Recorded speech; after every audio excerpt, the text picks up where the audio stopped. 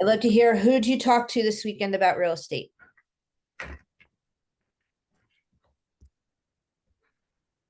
Hi, Tiffany. Good morning. Good morning.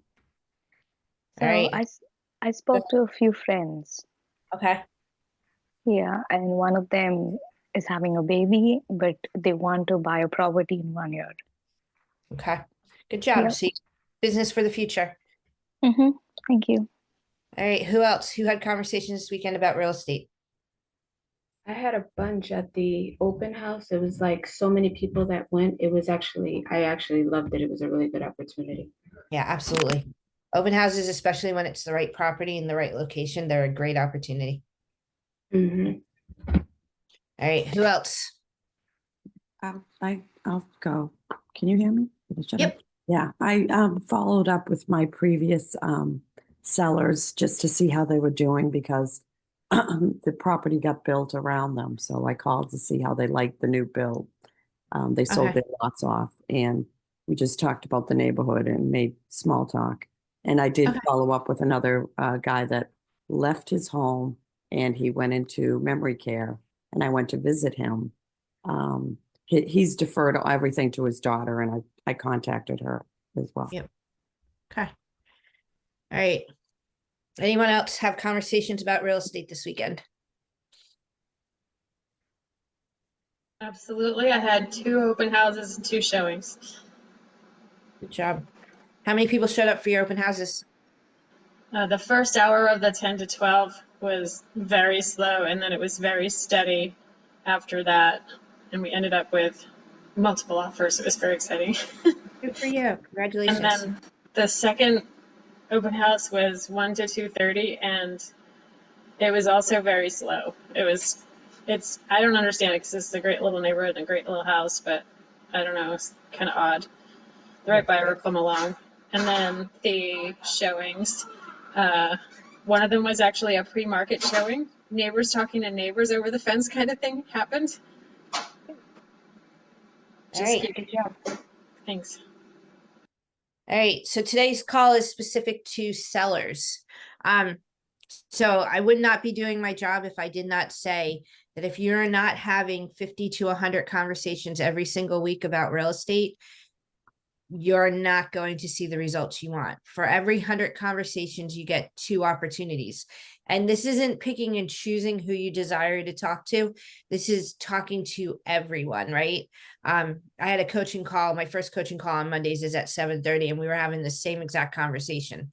At the end of the day, you work your database, but then you also have to do lead generation, right? When we're looking at the business plan, priority number 1 is your database. Priority number 2 is lead generation conversations that either add people to your database or now business or future business. And then priority number 3, which a lot of you said on this call, was for every 1 listing, you get 2 additional pieces of business. And you do that through circle prospecting, door knocking, holding open houses, social media marketing, database communication, right? So doing those things is how we win the game. And if we're not having enough conversations, it's always going to be a battle. So with all that being said, let's talk sellers. Who are we talking to this week that are seller driven conversations? For me, there was a woman at the open house that lived across the street that said that she was interested in selling her house, that she hadn't had an agent. So I gave her my card and I have to follow up with her. Did you get her contact information? It's on the sheet. Kathy just emailed them to me today. Okay. All right. So what's your next step? Any ideas? So Kathy suggested I tell her that there was a lot of people there to, if she doesn't get that, that I can be an agent to help her find her home and ask her what she's looking for. Okay. All right. Who else has somebody that they're calling seller side? And it doesn't have to be warm, it could be cold. I had a neighbor tell me that he met with a woman who was desperate for a realtor, and I called her up immediately and went to see her. Okay. 2 days later, her house is she's in dire straits, and she said, "I need to sell. I have no money," and blah blah blah. And she was going to move to her son's house, and I said, "This doesn't look good." The son Yeah. refused to take her, so she's stuck in her house trying to figure out. I don't know what to do next for her. Okay, so I'm gonna put this in the chat and it's gonna be in your Facebook groups today. Command A. So this morning's Agent 365 blog is all about here's what's next, right? The 4 words. How many of you say so- I'll follow, sorry. Yeah. I'll follow up with you. How many of you use those words? When you say I'm gonna follow up with you, what does that do? What does that say? It says you're going to make contact with them again. Puts it off for later. Right. So what if you said, so let me use an example. Stacy, we'll use yours. So the neighbor next door said, I'm thinking of selling. Fantastic. Here's what's going to happen next. I'm going to finish this open house. Would it be okay if I stopped by your house and just had a one-on-one conversation with you? Right? Or here's what happens next. I'm going to finish up this open house. I'm going to go back to the office, get some research. Would 2 o'clock or 3 o'clock work for us to get back together? There's a difference between, okay, I'll give you a call and we'll schedule a time. And here's what happens next. Here's what happens next. Here's what happens next. Here's what, because then at that point, you're not losing the opportunity, right? Because if you say, I'm going to follow up, there's nothing for them to look forward to, except for everyone else says that same thing. I'm going to follow up with you. But if you give something tangible, it's going to change the game. So in the blog that I just put in the chat, there's just some different ideas. Like this one here, the open house visitor, right? Conversation. It says, here's my card. Call me if you want to see it again. Most of us will say that, right? However, thanks for visiting the open house today. This is what happens next. I'll email you the property details and disclosure for this home tonight. I'll also include 2 similar properties in the area that might interest you. Then I'll check in later this week to see if you'd like to schedule private showings for any of them. What's the best way to reach you? Call, text, or email. Which one sounded better? Here's my card. Call me if you want to see it again. Or thanks for visiting. This is what happens next. Right? Again. We are all professionals. And again, no judgment. You're all on this call. There's like 1,000 agents that are part of my program, and you are the ones that are showing up. With that being said, which one's better? Which one are you going to do? Right? So we are all professionals. Let's do the action. All right. Someone share with me a seller opportunity that has come or gone and you haven't gotten the results you want. So I have a woman who's a lead on my website, searching, right? So that's cool. Today, I just sent her 4 listings from the MLS of homes in her area that she said she wanted to. And I also, we never talked about her selling the house because when I called her the first time to say, hey, can I help you have better searches or whatever, she said, I have a realtor. And that's don't bother me right now. I really don't have a realtor, right? So I said, okay, well, that's fine. I said, because, it sounds like you want to sell and you want to buy. That's right. Okay, well, so today we'll focus on buying first, assuming, playing into her game that she has a seller agent. And then I wanted to come back to that. So I'm still watching her. She was active again yesterday. I sent these 4 listings and said, these are the only 4 properties right now available in your area. I'd love to talk to you a little bit more.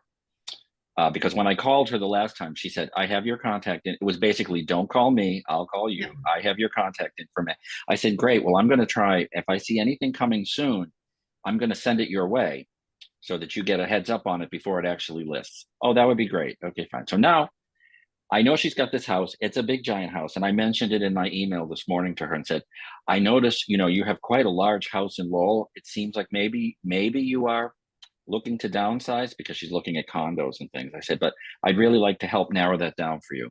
When can we talk?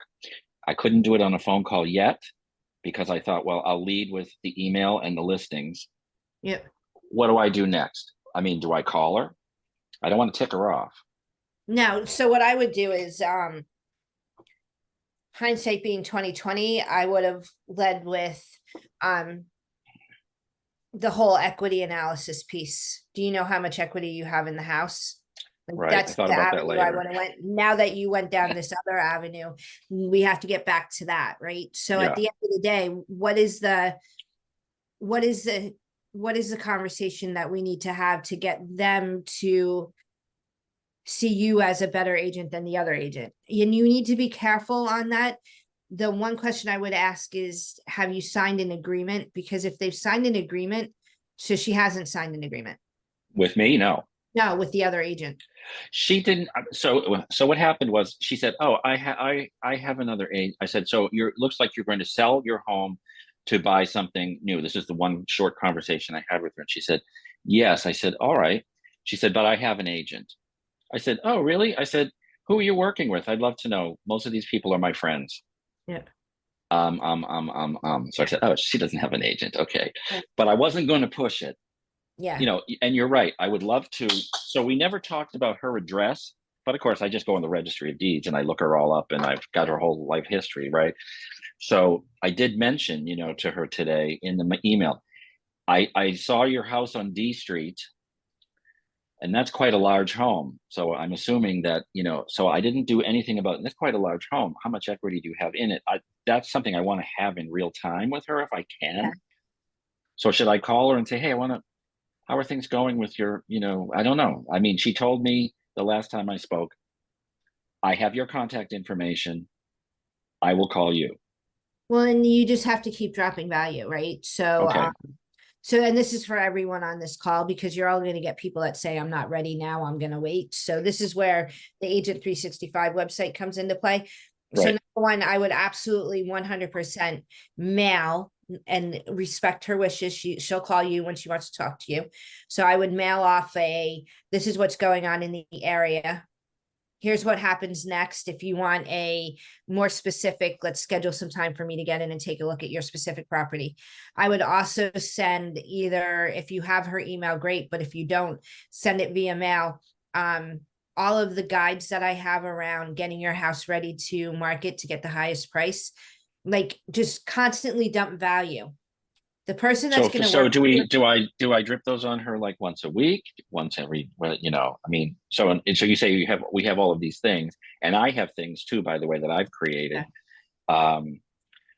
So you're saying mail. So if I do sort of a very high level CMA, you're saying, and say, And then "Hey," it's not a CMA, it's a no, market analysis. yeah, I took a look at your home compared to the neighborhood, and I want to get, here's the range in your neighbor, I mean, kind of thing, right? Here's the Right, range of exactly. what how homes are, and without getting a look, a detailed look at your home, I can't give you, if I can get a more detailed look at your home, I can give you a very exact, analysis of your specific home. If you are interested, contact me, I guess, and just give her the general market Yeah. value for that So I would neighborhood. do, if I were in those shoes, every 2 months, I would do a neighborhood market update, neighborhood market analysis. Every 2 months, I would give her that. Every couple of weeks, I would send a tip. If you have her email, send it via email. If you don't have her email, then send it. The tips I would send via email. And then I would and then probably once a month, I would send a text message that says, "Hey, I'm just sending you updates, letting you know what's going on. When you're ready to really start moving towards, I'd love to interview for the job of getting the home sold. There's nothing wrong with getting a second opinion, right? And just leave it at that." So just Okay. at least at this point, every month she should get 2 touches from you until Okay. she either raises her hand or she tells you, "Don't bother me again." Yeah, go away. Okay. Okay. All right. Thank Who you. else do we have? I have something. I Go have a seller that he's actually almost went under because he's a builder. The house is sitting in Medway. They're finishing it up. I came in because one of the contractors said, "This guy just lost the house and I'm going to buy it from the bank." I went in, I did an analysis. The bank actually gave him a little extra time to finish up the house, the original builder. I've reached out to that guy, and now he said have you priced the home? I sent him all the information. And now I just reminded him, I just sent him a text to say, I'm ready to put it on the market. I know the house is in good, it's brand new. They just did a whole big renovation on it. Every room has been done over. But I just don't know how to make my move to get this guy to pull the trigger and take me, because he's sitting on a pressure cooker, because he defaulted and the bank gave him another extension. So I would literally say to him, I would probably say to him at this point, time is of the essence. There's two things going on. Number one, there's time is of the essence with the bank, but then there's also time is of the essence with the market, because 4th of July is like 2 weeks away, right? So once we hit 4th of July, that week is kind of a dead week. And then it starts picking up again the week after 4th of July. So if he needs to get it on the market, he needs to get it on the market now. So what's the conversation you could have around, we should put it on the market in the next 72 hours. And this is why. Yeah. Number one, we don't have a lot of time with the bank. And when they see it on the market, they're going to give you leniency, and we have to price it correctly. And number two, we don't want to get stuck in the 4th of July holiday by putting on a new listing and it not getting the highest and best views that could be that it should have. So I got the contractor, and I think it's a week. So I said Friday. Let's put it on this Friday, but maybe I should back it up and send him another text. And say, I would not. I would not put it on. I wouldn't. This is my personal opinion. I never put a house on the market on a Friday. I always put a house on the market on a Wednesday or a Thursday. Yeah. And that's faithfully. Like I don't care if I listed a house on a Friday or on a Tuesday or a Monday or whatever, it would always be the following Wednesday. And the reason being is because when you list a house, you need to have a system behind it. When you list a house, you put it in the MLS, then you're going to do your social media marketing. Then you're going to do your database marketing. You're going to put together for the open house, right? You have to do all these things. If you put a house on the market on Friday, and you want to host an open house that weekend, it hasn't had enough market time. Yeah. Yeah. So I would, and again, I don't know how quickly you could get a photographer out there, but I would, like Thursday would be the latest that I would put it on the market. And and if you don't put it on this week, I would not put it on the week of 4th of July. I would put it on the week after. Okay. Okay, good. I'm going to text him and just say, in thinking about the upcoming 4th of July, I think we should move up the date. And is that a text or a phone call? A text. I've been calling him and texting him, and he just texted me yesterday and said, okay, where's the market analysis? I said, and he sent me his email. So I sent it. So what, just an Call opinion. him. Well, I would not provide, I would literally schedule a one-on-one to meet at the property, have the market analysis, all the paperwork, and don't let him leave the building until he signs. Yeah, too late. I already sent him the market analysis. Yeah. You got to remember how this is the conversation around, we don't want them to have an easy out. Yeah. Like when we're in front of them, and this is my philosophy, like there are people out there that do a two-step listing, and I call them strategy sessions, a two-step strategy session. I always did a one-step strategy session. And some of you have heard me say this before for two reasons. Number one, the minute I leave that building, or there's a hold between the time they're with me and the time somebody else could break in and steal my listing, there's time, right? If I am in front of them and I have everything I need at that immediate listing presentation, and we'll talk about this because I think this is a good part of the conversation, I don't walk out of that door without trying to close them 3 or 4 times, right?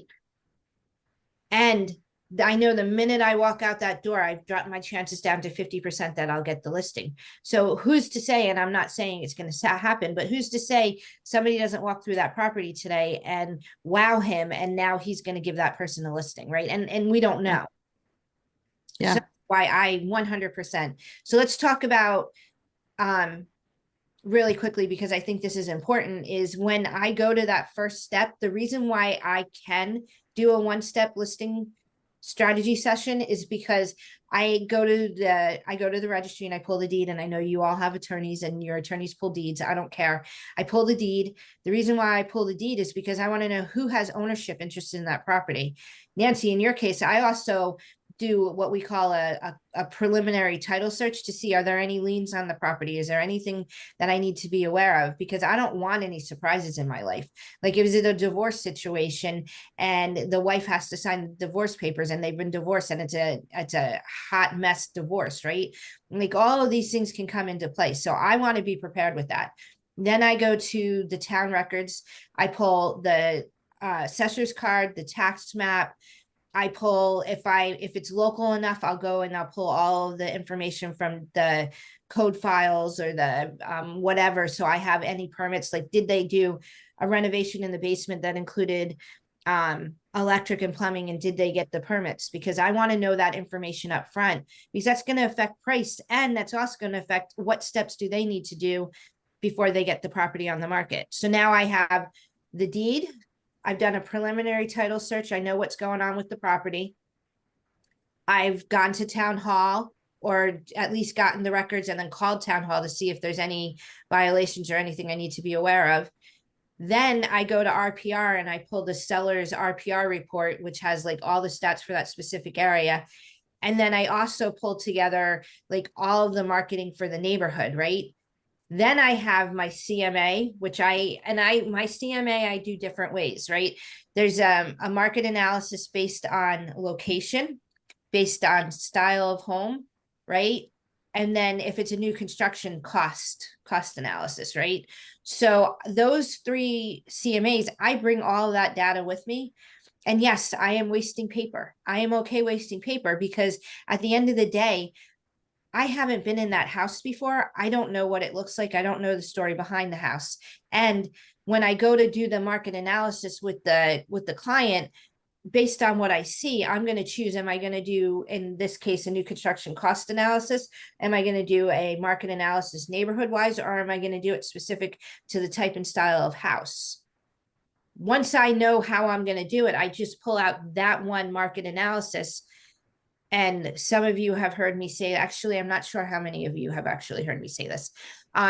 When I go to the appointment, I don't do a CMA in the same way, like a toolkit CMA or any of that. I literally have active, pending, and sold. Now, I did my preliminary work.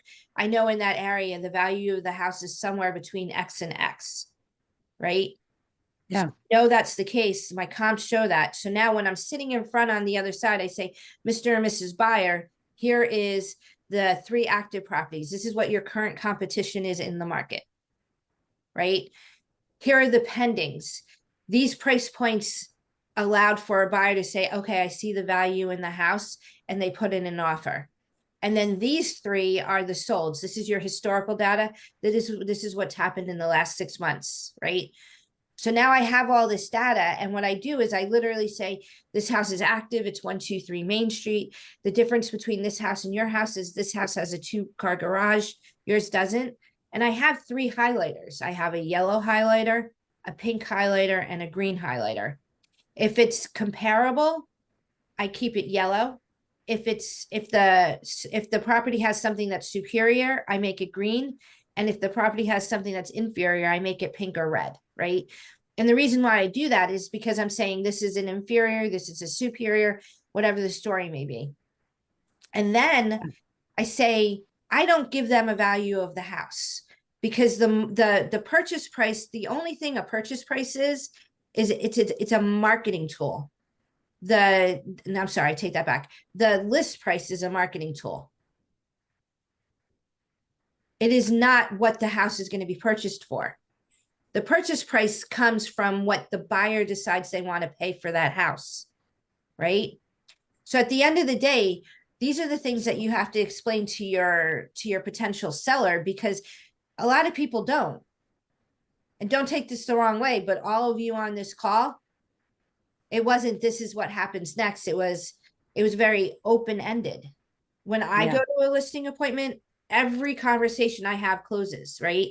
So I'll say, so based on the comps, you see these were inferior, these were superior, these were matches. Where would you like to list your home?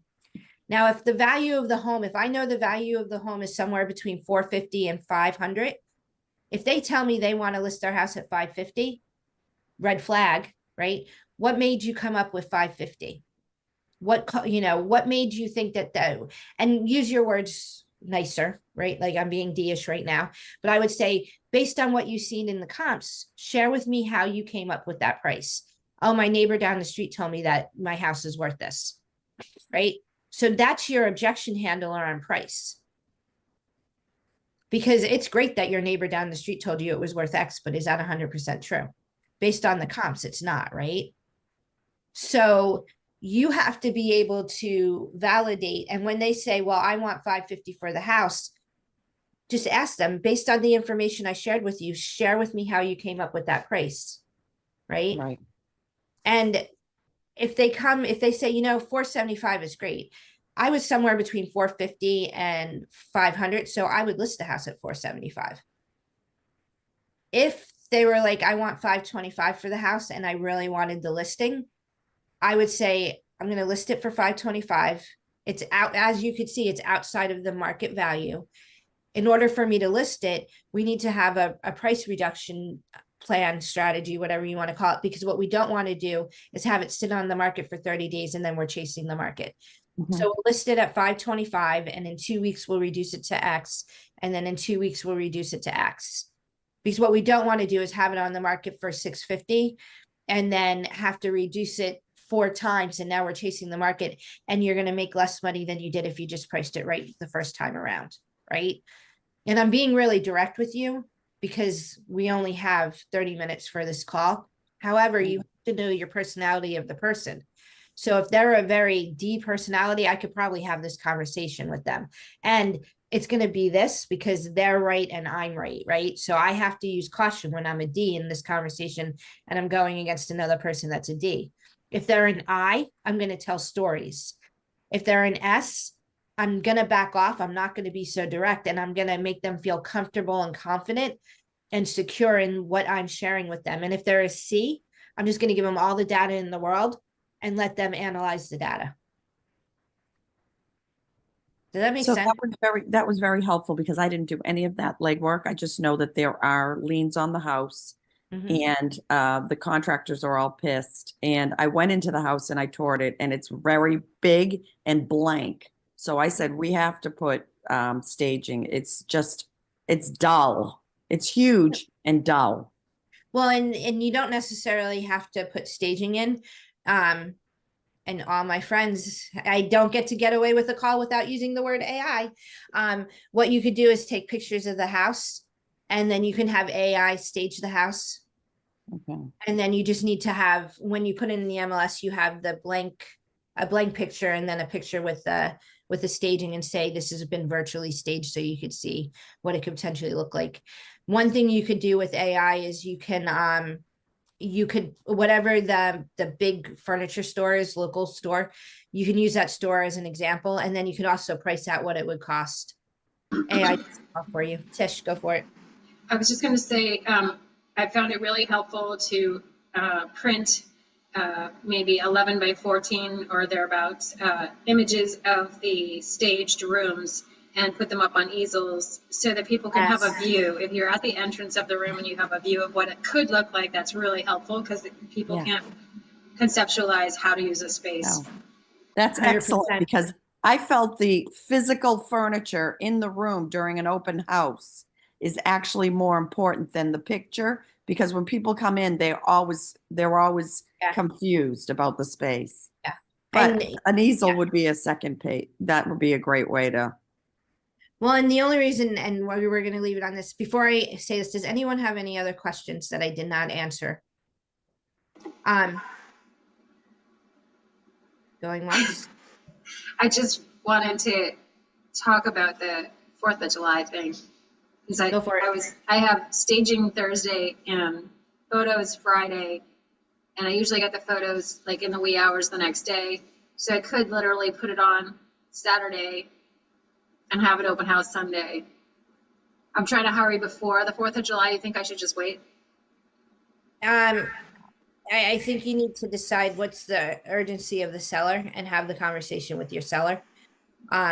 I will tell you, and just from experience of 28 years in this industry, most agents take the week of 4th of July, either slow down But like, I just sent out an email and I had 15 people say they were on vacation, right? Next week, I guarantee I send out an email and I'm gonna have 45, 50 people say they're on vacation. Depending on the situation, my biggest feedback is you only get a first chance at you only get You don't get a second chance to make a first impression. Thank you, exactly. And if there's not enough people out there looking, this isn't like the market in 2019 and 2020. There aren't as many buyers, so you need every avenue. I'm not going to suggest either way. You should have that conversation with your sellers, and if they can wait till the following week, it may be worth their while to wait. Okay, thank you. You're welcome. All right, everyone, have a fantastic week. I will see you on a Zoom in the future. Thank Bye you. for now. Thank you. Bye. Thank you.